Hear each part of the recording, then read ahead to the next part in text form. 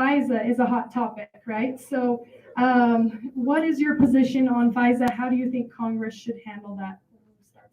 I forget who's up. Is it West? Okay, thank you. Well, I'll tell you how I think Congress should handle FISA because I've been handling it. So FISA is the Foreign Intelligence Surveillance Act. It came around in the 1970s to put some sideboards on the intel community to make sure that they weren't abusing Americans. They're only authorized to surveil foreign people outside the United States. We all know that that's been abused. It's been abused through Section 702 of FISA. So what Congress should do is reform Section 702, and that is what we're working on right now. I've heard a lot of people clamoring for FISA to be allowed to expire, which it will do next month if we don't reauthorize it. If we let FISA expire, those other safeguards that are in it also expire. So instead of letting it expire, we need to reform Section 702, which we're working on. And when I voted for the National Defense Authorization Act in January, we extended FISA by 4 months because we have two competing Republican bills that are both bills to reform Section 702. So we gave ourselves 4 months to let the chairman of those two committees that both have jurisdiction over this question get on the same page on reform. Both of them want it reformed. And out of 40 something points, they agree on 35 of them. So we gave them 4 months to hammer out the rest of those agreements. Every day since we gave it the 4-month extension, I've checked in with those committees to make sure we're on track to get it done. It's to the point now where when I see my colleagues in the hall who are on either of those committees, they're like, I know, FISA reform, we're on it. So what Congress needs to do is fix 702 without throwing the baby out with the bathwater. We need sideboards on the intelligence community. We need to make sure they're not spying on Americans. That's what FISA is intended to do. Before that, we didn't have courts, we didn't have warrants involved in this process. Now we do, but we've got to close that loophole that they've been abusing. If it doesn't get changed, how are you going to vote? I'm not going to extend it again. Okay, so where to begin on this? As a military man, saying that it's okay to put FISA 702 on the backs of the military is offensive. Those in uniform do not support and defend the Constitution so that they can have an unconstitutional provision attached to them.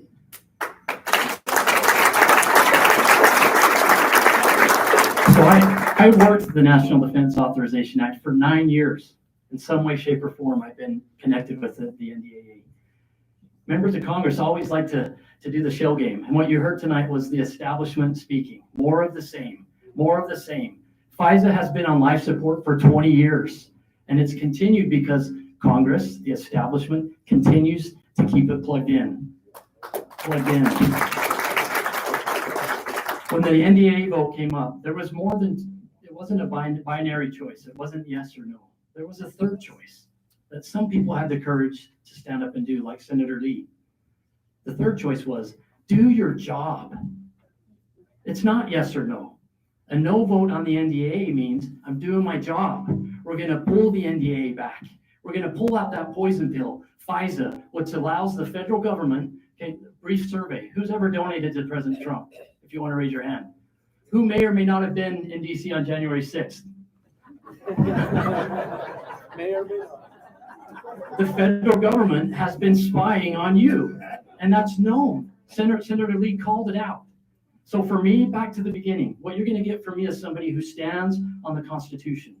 Not for one day, not for one more single hour, not another minute am I going to allow the federal government to spy on you.